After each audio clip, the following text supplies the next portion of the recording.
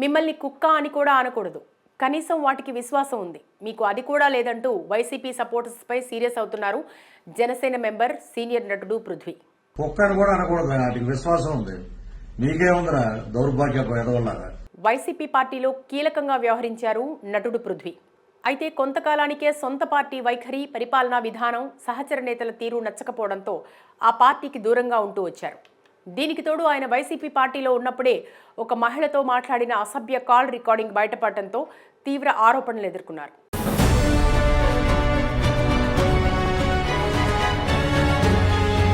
దీంతో YCP party నుండి మద్దతు కరువైంది. సొంత మనుషుల చేత మోసపోయానని గ్రహించిన పృథ్వీ ఆ పార్టీకి దూరమయ్యారు.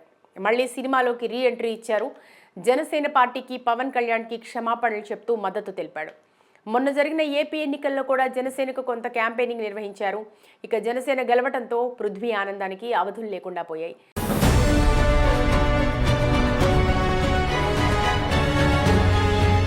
సందర్భం వచ్చినప్పుడల్లా వైసీపీ నేతలను విమర్శిస్తూ వస్తున్నారు. రీసెంట్గా లైలా సినిమా ప్రీ రిలీజ్ వేడుకలో కూడా వైసీపీ పార్టీపై సెటైర్లు వేయడం చూసే ఉంటాం.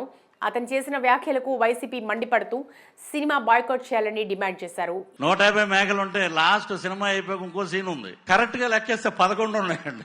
ఇదిలా ఉంటే ఇప్పుడు కొంతమంది వైసీపీ సపోర్టర్స్ పృథ్వీ ఫోటోకు శ్రద్ధాంజలి ఘటిస్తూ సోషల్ మీడియాలో కావాలని వైరల్ చేస్తున్నారు. కోపం తెచ్చుకున్న పృథ్వీ తీవ్ర స్థాయిలో స్పందించారు. తన ఎక్స్ ఖాతాలో తన ఫోటోను ఆ విధంగా వైరల్ చేస్తున్న వ్యక్తిపై మండిపడ్డారు. ఈ సందర్భంగా పృథ్వీ మాట్లాడుతూ అందరికీ నమస్కారం. అందరికీ నమస్కారం అండి. ఈ ఫోటో చూడండి.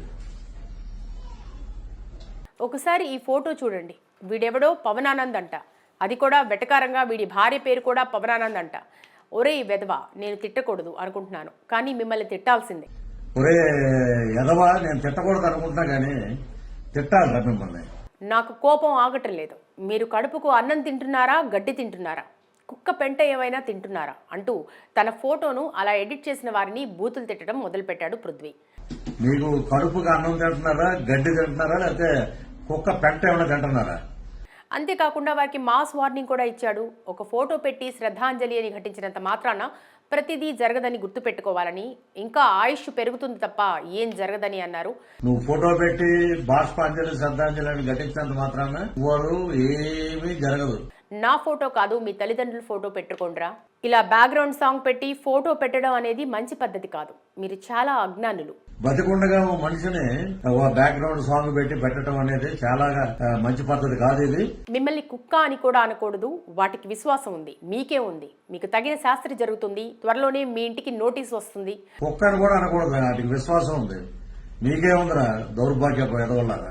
ఎదురు చూస్తూ ఉండండి అంటూ ఈ విషయంపై తాను హట్ అయ్యానని, ఖచ్చితంగా ఇంటికి నోటీసులు పంపిస్తానని క్లారిటీ ఇచ్చారు పృథ్వీ. మీకు తగిన శాస్త్రి జరుగుతుంది. త్వరలోనే మీ ఇంటికి నోటీస్ వస్తుంది. ఎదురు చూస్తుండండి.